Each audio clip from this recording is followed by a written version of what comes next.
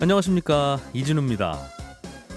내 집 마련을 준비해 오신 분들에게는 이번 주에 큰 일정이 하나 기다리고 있죠. 수도권의 위례, 성남, 복정 등 신도시 5개 지구에서 사전 청약 절차가 시작되는데요. 주변 시세보다 꽤 저렴하게 집을 장만할 수 있는 기회라서 많은 분들이 청약 일정을 기다리고 계실 겁니다. 이번 3기 신도시 계획에서는 특별 공급 물량이 무척 많고요.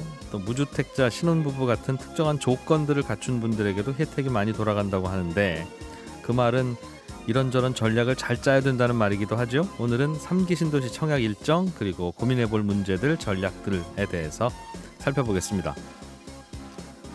코로나19를 맞고 또 최저임금도 많이 오르고 이 두 가지 문제 때문에 요즘은 무인 점포들이 많이 늘어나고 있습니다. 과거에도 사람이 없는 무인 점포가 있기는 했는데 최근에 등장하는 무인 점포들은 첨단 기술들을 꽤 많이 갖추고 있다는 게 차이점입니다. 오늘 트렌드 리포트 시간에 요즘 새로운 무인 점포의 트렌드에 대해서 살펴보겠습니다. 손에 잡히는 경제 플러스 바로 시작합니다.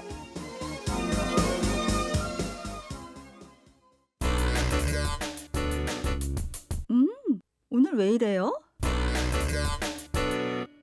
네, 오늘은 주식시장 좋습니다. 코스피는 0.75%, 코스닥은 0.84% 상승하고 있네요. NH투자증권의 신환종 FICC 리서치 센터장과 말씀 나눠보겠습니다. 안녕하십니까?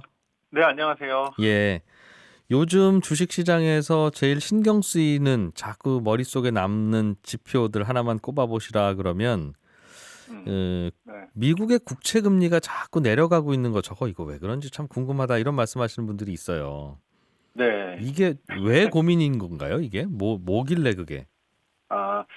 보통 이렇게 인플레이션이 높아질 때, 물가 상승 압력이 이렇게 높아질 때는 네. 금리가 따라서 같이 올라가는 경우가 보통인데요. 음, 그런데 지난주가 계속해서 인플레이션 압력이 지금 높아지고 있는 이런 가운데 예. 미국 채 10년 금리가 급락을 해버렸어요.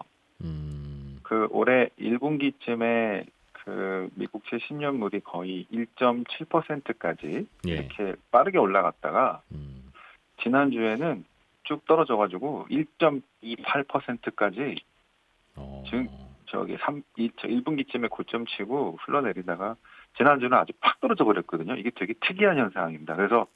그리고 이제 2년, 10년 스프레드 차이가 이제 벌어지면서 이거 이렇게 금리 떨어지는 게 보통 경기가 안 좋을 때 금리가 떨어지는 경우가 많거든요. 네. 그래서 이거 델타 바이러스 확산 등등 때문에 이제 다시 경기도 나빠지고 안전자산 선호 이런 거 네. 되는 것 아니냐, 음, 이런 얘기들도 좀 나왔었고 되게 좀 당황스러운 상황이었습니다. 왜 떨어지는지 모른다는 거죠. 금리가 많이 떨어진 건데 1.7이 하다가 1.28%면 기준금리를 2번 낮춘 정도의 효과인데, 이게 짧은 기간에 이런 일이 벌어진 거니까. 네, 한 2분기부터 조금씩 밀렸으니까, 예. 바로 그런 건 아니지만, 지난해만 하더라도 거의 10bp 이상 음, 쭉 떨어져 버렸는데요. 예. 그래서 사람들이 이제 이 도대체 뭐냐, 특히 거기다 지난주부터 우리가 델타 변이 바이러스 재확산 전 세계적으로 우리도 지금 4단계 진입하게 되면서, 예. 걱정을 좀 많이 했지 않습니까? 네. 그런데 일단 그래서 원인들을 쭉 한번 몇 개 말씀드리고, 자, 앞으로 어떻게 할 거냐, 여기까지 말씀드릴 건데요. 예. 일단 델타 변이 바이러스 재확산, 요거는 얼마나 충격을 가져올 거냐, 이렇게 시장은 얼마나 충격을 가져갈 거고 이렇게 생각하고 있느냐, 이렇게 봤을 때 다시 급격한 경기 침체 또는 락다운, 우리나라는 조금 좀 더 강화된 이렇게 나가는데, 다른 나라들은 오히려 영국 지금 유로 2002 때문에 2022인가요? 그것 때문에 아주 막 난리가 났었던 네. 영국 경제 봉쇄 해제한다고 그러고요. 예. 싱가포르 확진자 이거 별로 안 중요하고 이제 사망자 쪽만 집중하고 중증 환자 집중 치료, 산소 치료에 집중하고 별로 막지 않겠다. 지금 이렇게 나오고 있는 상황들을 보면 여기 델타 변이로 확산이 되고 요거가 좀 심해진다 하더라도 과거처럼 아주 충격이 클 가능성보다는 네. 정상화 속도를 좀 늦출 거다. 음, 이렇게 지금 시장 컨센서스가 만들어지고 있다라고 보여지고 있고, 저희도 그렇게 생각하고 있겠고요. 네. 그럼 이제 델타 변이 바이러스의 재확산으로 인한 엄청난 충격, 요거는 아닌 것 같고, 네. 예. 두 번째로 이제 지난 그 지표가 그렇게 잘 나오지가 않았습니다. 미국의 서비스업 PMI도 예상보다 안 좋은 게 있었고요. 독일도 그렇고 지표가 올라갔다가 또 내려갔다가 뭐 해서 좀 시원찮은 이런 지표들이 나오는 것들도 좀 있었는데 제일 중요한 거는 쏠림이었던 것 같아요. 쏠림이라는 게 무슨 의미세요? 그 주식도 네. 뭐 한쪽으로 막 쏠리면은 급등했다가 좀 조정받고 그렇게 하지 예, 않습니까? 예. 채권 금리도 마찬가지인데요. 음, 바로 이제 6월 저기 한 3, 4, 5를 아주 우리가 인플레이션 엄청나게 막 얘기 나오면서 예. 미국식 금리 2%까지 갈 거다 이렇게 베팅을 한 사람들이 많았어요. 네. 블랙록도 그랬고, 그러니까 이게 빠르게 갈 거다라는 아니고 죄송합니다. 빠르게 간다는 사람도 있고, 그보다 좀 천천히 가지만 어쨌든 2% 갈 거다 이런 뷰가 많았거든요. 예. 그래서 그 미국채 상승에 베팅을 한 이런 게 많았는데 네. 속도가 그 정도까지 빠르게 안 나오게 되면서 특히 6월 FOMC 이후에 속도가 그렇게 너무 빨랐다. 네. 이렇게 되면서 오히려 그 한쪽으로 쏠렸던 자금이 빠져나가면서 숏 커버링이라고 합니다. 그래서 그 숏을 쳤던 사람들이 매수를 이걸 돌리면서 갑자기 채권을 더 사야 되는 입장으로 그 미국채 그 수급의 구조가 깨지면서 이게 확 밀렸다라고 예. 보는 게 지금 가장 큰 이유일 것 같고요. 쏠림에 대한 되돌림. 미국 경기를 바라보는 시각이 너무 낙관적이었다가 네, 이 정도는 또 아닌 것 인플레. 같네라고 마음이 바뀌었다는 뜻이군요, 시장이. 예, 그렇습니다. 쏠림이 갔다가 좀 되돌림이 좀 강해졌다. 이렇게 예. 보는 게 있겠고요. 예. 자, 그래서 등등에 대한 이런 수급적인 이슈가 더 강했기 때문에 저희가 어쨌든 지금 그 델타 바이러스 등등은 이 여름 내내 괴롭힐 것 같긴 한데요. 예.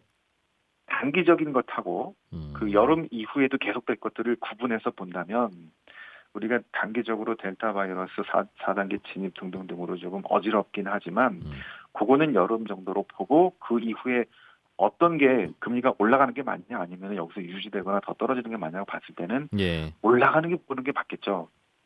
그렇게 보시는군요.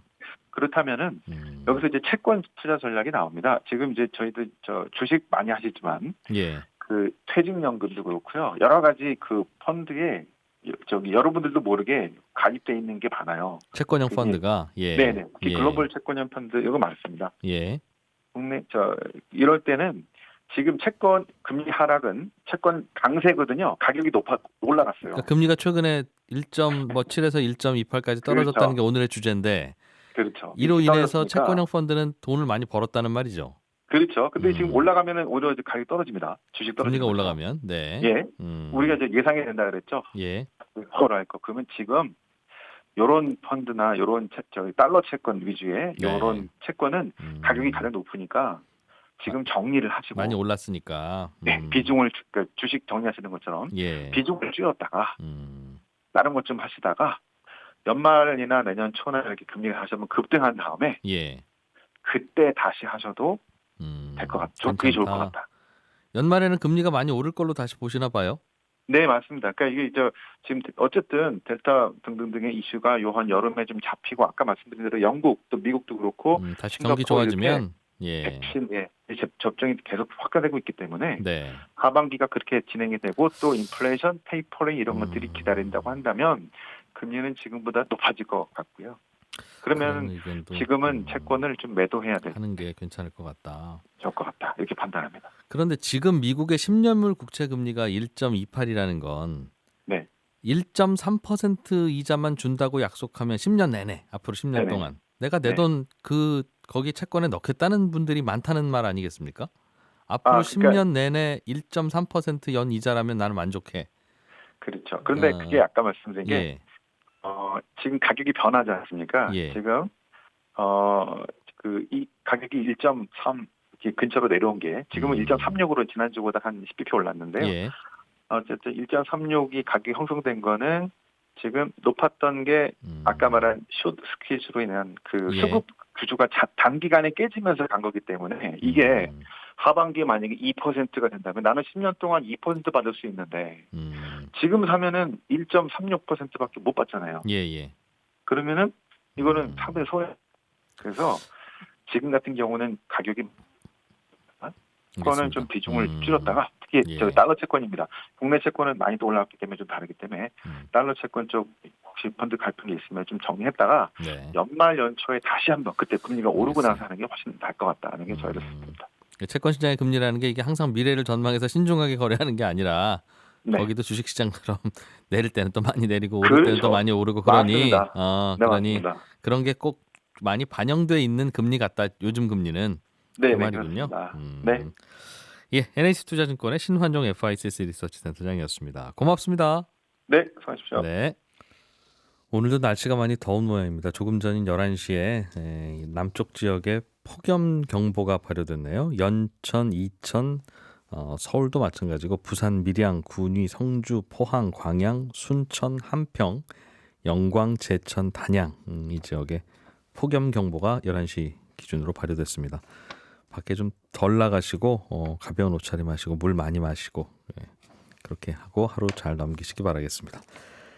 3기 신도시 사전 청약 이야기 좀 들어보려고요. 김규정 한국투자증권 자산승계연구소장 모셨습니다. 어서 오세요. 네, 안녕하세요. 예, 이 3기 신도시는 아직 분양할 때는 안 됐는데 그래도 미리 좀 분양을 해야 내 집 마련 항상 초조하신 분들 마음이 좀 편안할 것 같다고 해서 미리 분양하는 거죠. 네, 맞습니다. 일정 당겨서. 본청약 하기 한 1년 내지 2년 앞당겨서 예, 공공분양 물량에 대해서 일정 부분을 사전에 청약 접수를 받는 제도입니다. 그래서 예, 말씀하신 것처럼 미리 당첨을 좀 받아 놓으시면 내 집 마련 좀 조급하신 분들 수요 분산도 되고 예. 뭐 가격 불안에도 좀 도움이 된다라고 해서 진행을 하는 건데 이번 7월 말부터 사전 청약이 본격적으로 진행이 될 예정입니다. 예. 기왕 지을 아파트니까 아직 확정은 안 됐지만 거의 확률은 100%에 가까우니 미리 청약하겠다, 받겠다 하는 얘기죠.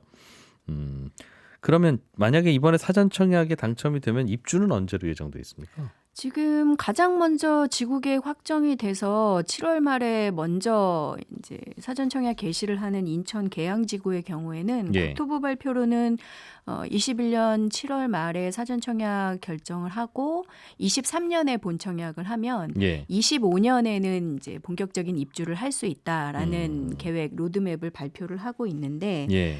사실 과거에 저희가 사전 청약 제도를 경험해 본 적이 있잖아요. 언제 또 했었어요? 과거에? 2009년, 10년 이명박 정부 때 예. 보금자리 주택에 대해서 저희가 사전 청약 제도를 실시한 바가 있었는데 예. 당시에 뭐 보상 문제라던가 음. 뭐 주민들의 반발 문제라던가 이런 것 때문에 일정이 좀 지연된 지구들이 많았었죠. 그래서 예. 그런 경험을 하셨던 분들 혹은 보셨던 분들이 이번에도 계획보다는 좀 지연될 가능성이나 우려가 있는 게 아니냐라는 예. 걱정들을 아직은 하고는 계세요. 근데 만약에 국토부 계획처럼 별 문제 없이 보상이나 지구 지정 뭐 진행을 한다면 뭐 한 5년 이내에 입주까지 가는 계획이기는 합니다. 예. 2025년. 이번에는 그러면 사전 청약을 하는 곳 어디에 있는 아파트를 팔겠다는 겁니까? 거기 지역이 어디인가요? 이번 주에는? 네, 일단 올해 공급 계획이 32,000가구고요. 내년에 한 32,000가구 해서 대략 한 6만여 가구를 올해 내년에 사전 청약하는 물량으로 이제 계획을 발표를 했는데 예. 올해는 7월과 10월, 11월, 12월 네 차례에 걸쳐서 이제 사전 청약 일정이 진행이 됩니다. 예. 가장 먼저 진행되는 7월 말 접수하는 1차의 경우에는 총 4,400가구 이제 공급될 예정인데 인천, 계양, 남양주, 진접 2지구 등이 포함이 되고요. 위례도 일부 물량이 있어서 강남권 계획하시는 분들의 관심이 좀 쏠리고 있고요. 2차 10월 물량은 한 9,100호 정도, 11월에 3차분은 4,000가구, 그리고 12월에 4차분이 12,700가구 지금 예. 계획이 되어 있습니다. 결론부터 좀 여쭤보면 그럼 일단은 수요자 입장에서는 이 여러 가지 그 성남, 복정, 의왕, 청계, 위례, 진접 등등 여러 지구들을 쭉 보고 이 중에서 내가 들어갔으면 여기에 거주 살 수도 있을 만한 곳인 것 같다라고 생각되는 곳을 정해서 그거 한 일정에 맞춰서 하는 게 필요합니까? 아니면 뭐 어디라도 되면 시세 차익이 보존이 되니 확률도 높지는 않으니 그냥 많이 넣으세요. 이게 조언입니까? 현실적으로는 어떠세요? 기본적으로 이번 3기 신도시 일부를 포함해 3기 신도시 한 9천 가구 정도를 포함해서 3만 가구 중에 대부분 수도권 위치들이 그렇게 나쁘지는 않고 주변의 일반 아파트 시세보다는 국토부 발표로는 60 내지 80% 수준이다 보니까 예. 당첨이 되신다라고 하면 일반 아파트 매입을 하시는 것보다는 저렴한 괜찮은데. 가격으로 이제 보실 수 있어서 예. 뭐 당첨이 우선적인 분들이시라면 좀 더 경쟁이 덜할 수 있는 뭐 반대로 말하면 선호도가 조금 낮을 수도 있는 지역에 예. 공격적으로 접근을 하시는 건데 제가 볼 때는 뭐 당첨도 중요하긴 하지만 실제 거주를 오랫동안 하셔야 되거든요. 실거주 의무 같은 것도 있기 때문에 또 전매 제한도 최대 10년까지 있으니까요. 그래서 그런 것들을 고려한다면 그래도 좀 더 본인의 직장 생활권에서 좀 접근 가능한 곳을 선택해서 하시는 게 맞지 않나라는 개인적인 생각 갖고 있습니다. 또 사전 청약 한 곳 당첨되시면 추가적으로 다른 곳에 계속 하실 수 있는 것은 아니기 때문에 아니니까. 네, 예.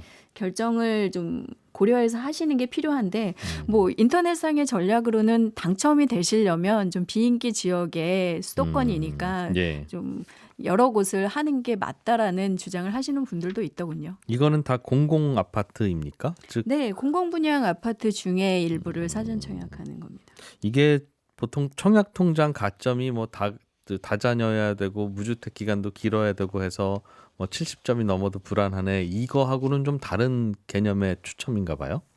네, 일단 공공분양 같은 경우에 특별공급이라고 해서 예. 뭐 신혼부부나 생애 최초자 그리고 뭐 다자녀나 노부모 부양 같은 특수한 조건을 갖추신 분들한테 공급되는 물량이 최대 85%나 되거든요. 대부분이네요. 예. 네, 그래서 그런 요건들이 기본적으로 채워지셔야 되고 그 각각의 요건에 또 필요한 지역별 뭐 청약 저축 개월수나 기간. 예. 네, 가입 기간이나 혹은 해당 지역에 거주 필요한 요건 같은 것들은 각 지역에 따라서 좀 공고를 통해서 확인을 하셔야 되고 약간씩의 차이는 있습니다. 그리고 뭐 신혼부부나 이런 경우에는 뭐 자녀의 수나 신혼 결혼 기간 이런 네. 것들에 따라서 또 별도의 가점으로 당첨 순위를 가리기도 하기 때문에 각각의 어떤 유형 조건에 따라서 청약을 할 것이냐에 따라서 갖춰야 되는 조건이 다 다르시기 때문에 예. 그 부분은 미리미리 좀 봐야 챙겨보시고 되겠네요. 유의하실 필요가 있겠고요.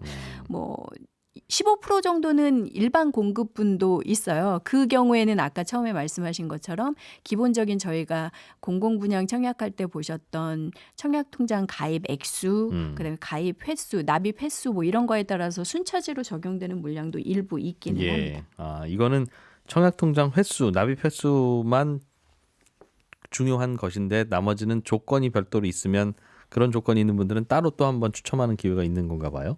그렇죠. 아무래도 특별공급에서 먼저 당락을 가리신 다음에 예. 일반 공급분에 대해서는 추가로 다시 경쟁을 하실 수 있어서 신혼부부나 생애 최초 같은 조건이 되시는 분들은 당첨 확률을 높이시려면 당연히 특별공급을 좀 먼저 하셔야 되는 게 있고요. 예. 특히 이번에 신혼부부 같은 경우에는 관심들이 높으신 이유가 전체 올해 공급분 3만여 가구 중에서 한 14,000가구 정도가 신혼 희망타운이라는 이름으로 결혼 7년 이내 기본적인 요건을 갖추신 신혼부부 대상으로만 또 특별 공급되는 물량이 절반 정도가 있거든요. 예. 그래서 신혼부부 같은 경우에는 신혼희망타운 그리고 특별공급에서 신혼부부 특별공급 이런 것들을 우선적으로 활용하시는 게 당첨을 좀 더 확률을 높이실 수 있는 방법이 될 것 같습니다. 이거는 7년 이내 신혼이기만 하면 그 자격은 된 거고 그 다음부터 그 안에서 가리는 건 역시 청약통장 가입 기간입니까?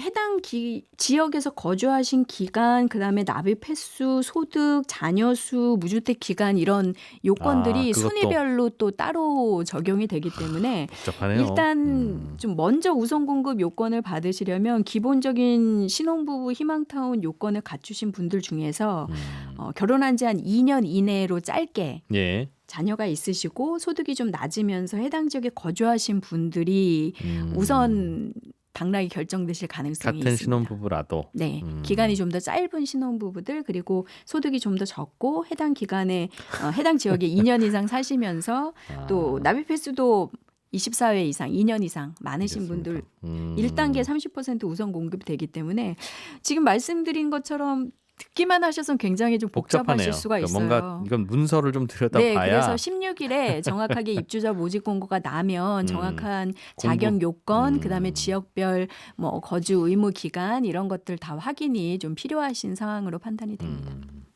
알겠습니다. 이거는 그러니까 많을수록 좋은 항목도 있고 어느 정도 조건만 갖추면 다 똑같은 경우도 있고 막 과목별로 있네요. 그게. 네, 그래서 본인이 어떤 항목에 좀 더 유리하게 먼저 여러 번의 청약 당첨 기회를 가질 수 있고 청약을 하는 게 좋은지 예. 미리 좀 계산을 공부를 해보실 좀 필요가 해야. 있고요. 특히 신혼부부로 할 거냐 생애 최초로 할 거냐 이거를 또 고민하시는 분들도 있는데 기본적으로 생애 최초는 약간 같은 조건 내에서 추첨제로 진행을 하고 예. 신혼부부는 방금 말씀드린 것처럼 뭐 자녀 수나 뭐 신혼 기간 이런 것들 요건이 더 따로 있어서 예. 어떤 분들의 경우에는 신혼부부보다 생애 최초 추첨이 좀 더 유리하신 경우도 있고. 있을 거거든요. 그래서 그런 것들을 조금 따져보시는 알겠습니다. 전략을 세우시는 게 필요합니다. 신혼부부라면 그 더 신혼일수록 그렇죠. 바로 어제 결혼한 분이 제일 유리한.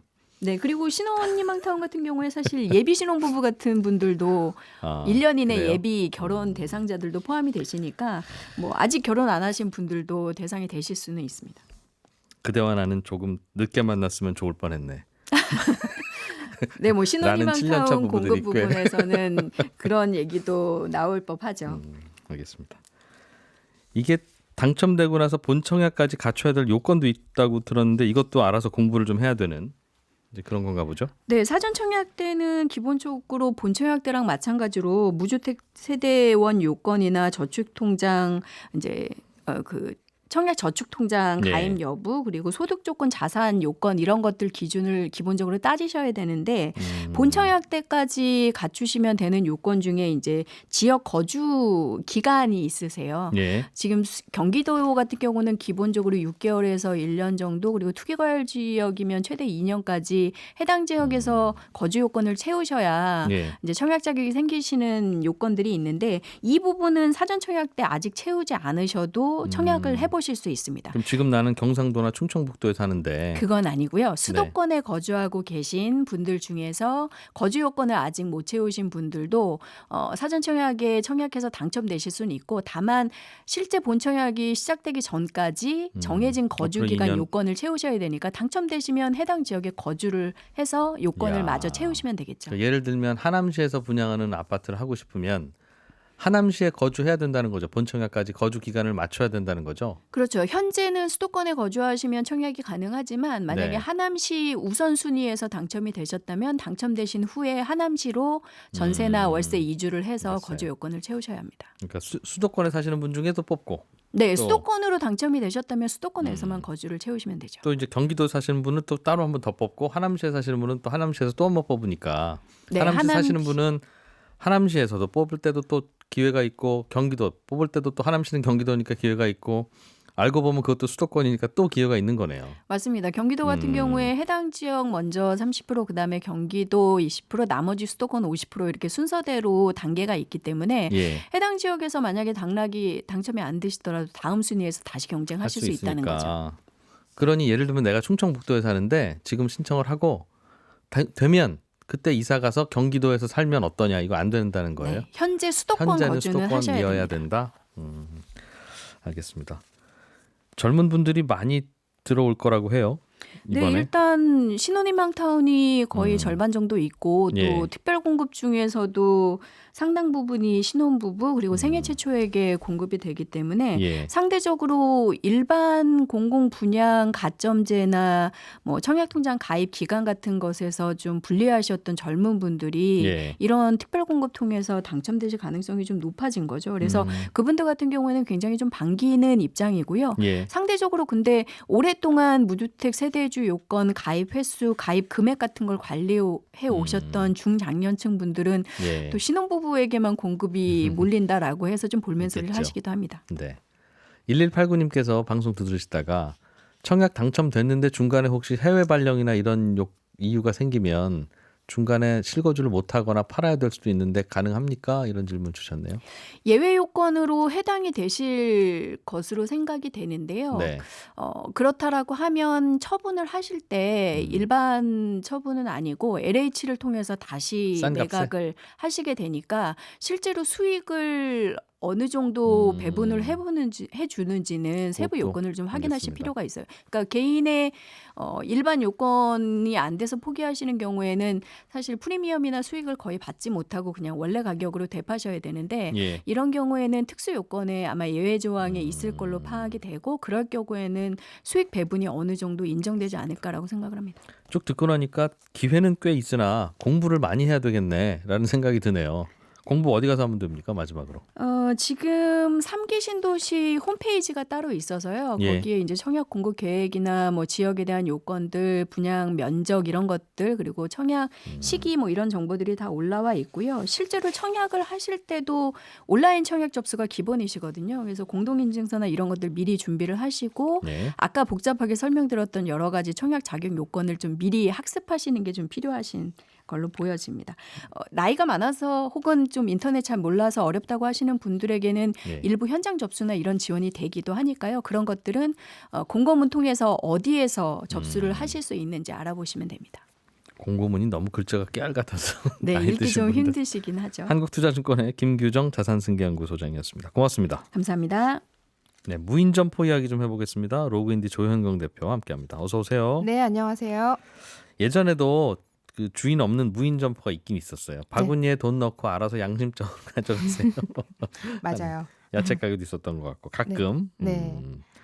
이런 그런 얘기는 아니죠? 네, 맞습니다. 예. 과거의 무인 점포 그 말씀하신 그 개념은 양심에 맡기는 거잖아요. 예. 근데 지금 이제 등장한 무인 점포들은 시스템으로 뭐 결제나 또 이런 그 출입이나 이런 인증까지 가능한 그런 솔루션들이 적용된 점포를 말하는 거라고 보시면 될 것 같습니다. 예를 들면 요즘은 어떤 업종에서 이런 게 많아집니까? 가장 많이 지금 보이는 무인 점포가 코인 빨래방, 그리고 무인 편의점, 예, 예. 그리고 무인 카페, 아이스크림 가게, 또 심지어는 라면 끓여 먹는 가게도 있고요. 스스로. 주인이 없는데 들어가서 라면 끓여 먹고 나올 수 있어요? 네, 결제를 하고요.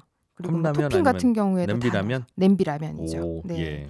그리고 뭐 베이커리도 있고 또 비대면 하는 게 오히려 더 편한 그런 서비스들, 제품들, 성인용품. 아, 네, 그리고 뭐 스터디 카페, 문구점, 과일 가게, 뭐 숙박업 등 굉장히 다양한 분야까지 이 알겠습니다. 무인 점포가 등장을 하고 있습니다. 성인용품도 그렇게 파는군요. 네. 성경, 묵주 이런 거죠? 네. 네. 코인 빨래방 네. 이거 많이 늘어나고 있어요, 정말. 예. 코인 빨래방의 개수를 보니까요. 그 프랜차이즈, K 프랜차이즈의 경우 보니까 약 1,000개 정도, 33%를 차지하는데 그 숫자가 약 1,000개 정도라고 하고요. 그리고 편의점으로 봤을 때는 국내 전국 편의점 개수가 약 15,000여 개 정도라고 하는데 그중에 약 800여 개가 이 무인 편의점이라고 합니다. 많이 늘었네요. 네, 점점 이제 늘고 있는데 이게 코로나 때문에 더 증가하고 있기도 하고요. 예. 그리고 야간 시간에 심야 시간에 활동이 이제 많이 줄어들다 보니까 최저임금 올라갔잖아요. 예. 그 부담 때문에 무인으로 이렇게 바꾸는 경우도 많다고 합니다. 이게 아마존이라는 미국 인터넷 쇼핑몰 회사가 네, 몇 년 전에 들어갔다가 다만 오기만 하면 자동으로 계산되는 결제되는. 그걸 네. 아마존 고라고 합니까? 뭐 그걸 만들었다는 뉴스도 들었는데. 네, 맞습니다. 아마존 고 서비스가 시애틀 아마존 본사에서 2016년 12월에 이제 시범을 처음 보였고요. 예.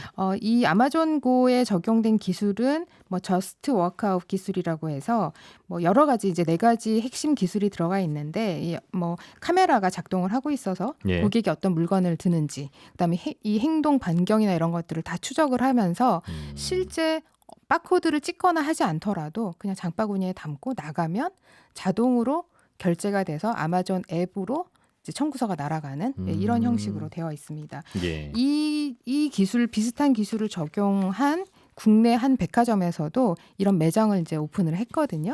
그래서 고객이 실제 이 동선을 다 추적을 하면서 예. 결제를 하지 않더라도 나가면 자동 결제되는 이런 시스템을 서비스를 지금 한 백화점에서도 국내에서도 선보이고 있습니다. 예. 이런 얘기 하다 보면 제일 궁금한 게 하나만 물어보라 그러면 훔쳐가면 어떡해요? 이제 네. 그거 네. 어떻게 막습니까? 어떤 기술로? 실제로 이 궁금한데. 무인 점포의 경우에 가장 고민거리 중에 하나가 이 도난 사건인데요. 예. 그러다 보니까 보안용 CCTV나 또 출입 아예 처음 들어올 때부터 출입 인증을 할 수 있는 뭐 솔루션이나 또 결제 관련된 솔루션 그리고 이 어떤 도난 사건이 발생했다라고 했을 때 빨리 출동하는 경비 서비스 그리고 관제사에서 원격으로 모니터링을 할 수 있는 이런 서비스나 솔루션에 조금 더 집중을 하고 있습니다. 여전히 허점은 많이 보이네요. 네, 그런데 이런 예. 무인 점포의 경우에 도난 사건이 뭐 도난이 된다고 하더라도 소액인 경우가 많아서 네. 이 사례들을 찾아보면은 그냥 주인들이 카메라로 음. 다 봤는데 누군지 안다. 뭐 5천 원 때문에 신고 당하고 싶냐? 빨리 양심적으로 갖다 갖다 놔라. 놔라. 이런 이제 경고문도 있고요. 그리고 이제 그 사실 CCTV나 이런 것들이 너무 잘 돼 있기 때문에 범인을 검거하려고 하면은 맘먹으면 할 수 있는데 이게 큰 비용이 아닌 경우가 많아서 예. 그런 부분에서의 조금 고민거리가 있다고 합니다. 출입 인증을 받는 건 필요하겠군요. 이게 가장 좋은 솔루션 같긴 한데 들어올 때 누가 들어왔는지 네, 그렇죠. 신용카드를 긁고 들어오세요라든가 네. 아니면 그런데 이제 신분증을 스캔하세요라든가 그렇죠. 그런데 이제 한 명씩 들어갈 경우에는 네, 그게 이제 안 되죠. 가능한데 아, 그렇죠. 또 뭐 제가 들어갔는데 뒤에 누군가가 신용카드를 인증을 하고 들어왔는데 뭐 그분이 자기가 구매했던 것 이상으로 가져가게 되면은 네. 둘 다 또 의심을 받을 수가 있잖아요. 이제 그런 거에 대한 문제점도 좀 있기는 합니다. 초기니까 참 다양한 일들이 벌어지긴 하네요. 무인 점포가 이게 사장님 입장에서는 인건비가 줄어드니까 네. 참 좋을 것 같긴 한데 대형 자판기 아니겠습니까? 그렇죠. 네. 소비자들은 주인이랑 마주치는 거 별로 마음에 안 드는 일부 뭐 상품이나 아니면 그런 거 제외하고는 별 도움이 안 되는 거죠. 그래서 그런 얘기들 많습니다. 뭐 사장님 입장에서는 인건비도 줄이고 여러 예. 가지가 편해졌는데 소비자는 셀프로 뭔가를 결제까지 다 해야 되는 거니까 더 번거로워진 거 아니냐. 그럼 소비자 입장에서는 어떤 도움을 과연 받을 수 있느냐. 그러니까 그래서 이 무인 점포의 경우에는 가격적인 혜택을 조금 더 이 시간에 그 직원이 없는 시간에 이 매장을 운영을 할 경우에 이용을 할 경우에 10%에서 15% 정도 할인을 해주는 그런 매장들도 있고요. 네. 그리고 또는 야간 시간에는 운영을 안 했는데 이제 이런 무인 점포가 생김으로 인해서 야간에도 내가 언제든지 할 수 있겠네요. 네, 할 수 있다라는 그런 편의성의 두 가지 측면을 두 가지의 장점을 예. 네, 볼 수 있겠습니다. 대표적으로는 무인 점포에서 산 물건을 마음에 안 들어서 환불을 하려고 할 때 네. 주인이 늘 없으니까 네. 그거 어떻게 합니까? 지금 그게 가장 큰 문제인데요. 아까 그 아마존 고에와 비슷한 그 방식으로 예. 오픈한 백화점의 경우에는 결제를 하려고 했다가 이건 마음이 변심을 해서 결제를 안 할 경우에는 그 제품을 원래 있던 자리에다가 다시 갖다 놓으면 예. 이제 체크가 안 됩니다. 그런데 이미 구매하고 나와서 예. 환불을 하거나 다른 제품을 바꿔야 할 경우에는 사람이 없잖아요. 네. 그런 경우에는 이 하는 자체가 너무 복잡하기 때문에 지정된 시간에 그 제품과 영수증을 가지고 와서 하루에 지정된 한 번은 시간에 있다. 네, 환불을 하거나 취소를 해야 됩니다. 그런 번거로움이 아직은 있고요. 또는 우리가 이제 주차비를 결제를 하려고 나갈 때 오류가 뜨거나 했을 때 그 버튼 누르면 관제실이랑 통화를 하면서 그 자리에서 네네. 해결해주는 방식이 예. 있잖아요. 그런 방식을 도입을 해서 버튼을 누르면 그 원격으로 이제 취소를 해주거나 네. 또 이런 방식으로 하는 경우도 있습니다. 3-A에 다시 올려놓으세요.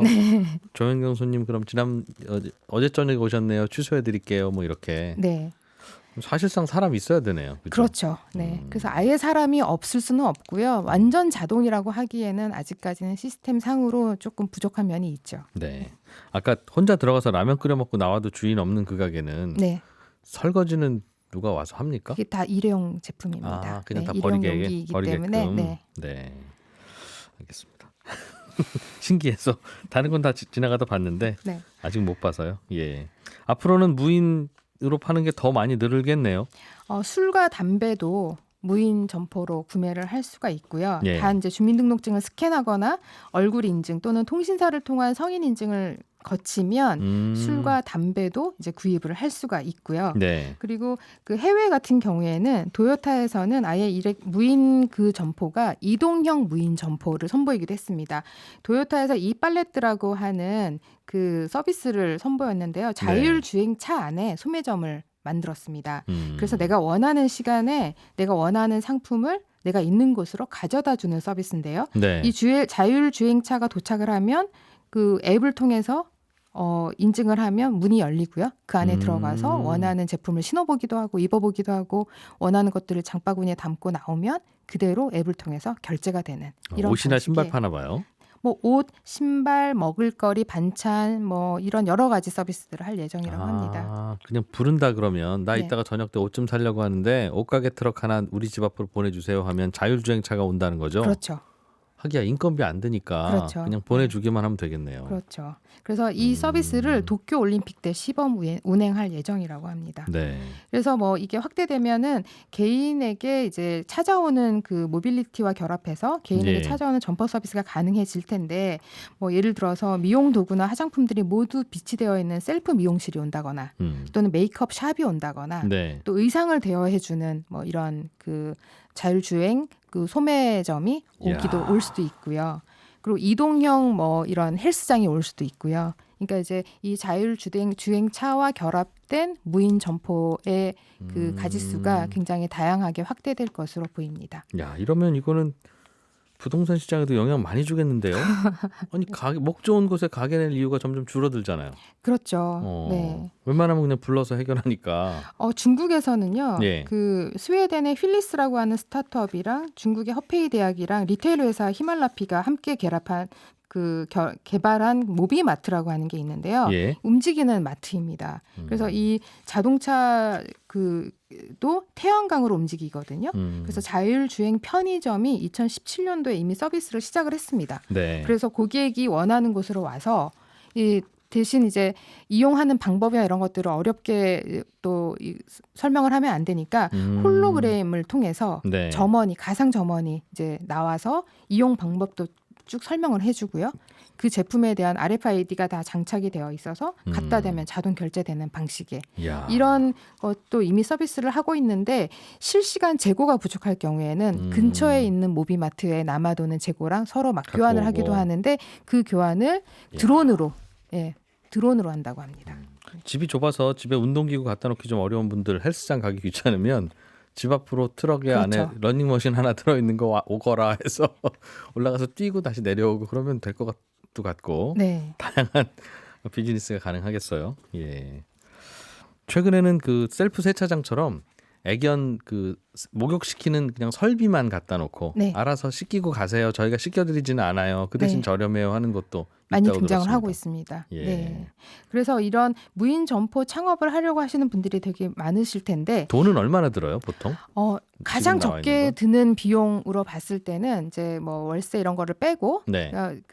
초기 그 투자하는 비용으로 보면 한 2천만 원에서 많게는 1억까지인데요. 가게만 그냥 인테리어 해놓으면 되니까. 네, 그러니까 뭐 빨래방 같은 경우에는 기계들을 넣어야 되는 거니까 그런 비싸고. 경우에는 그 비용이 조금 더 든다라고 보면 될 것 같고요. 예. 이 무인 점포를 할 때 조심해야 될 부분이 있는데 음. 가급적이면은 통유리로 매장 안이 환히 그렇겠죠. 보이게 하는 게 중요하다. 네, 그게 이제 사고가 생길 확률을 줄어드린다고 하고요. 그거야 뭐 하시는 분들 다 아실 테니까. 그리고 매장이 이제 큰 음. 거보다는 작게 하는 것이 좋다라고 이런 조언을 조언도 해주셨습니다. 있다.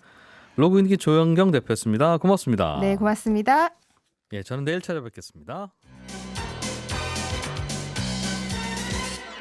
더 깊고 더 재미있는 경제 이야기.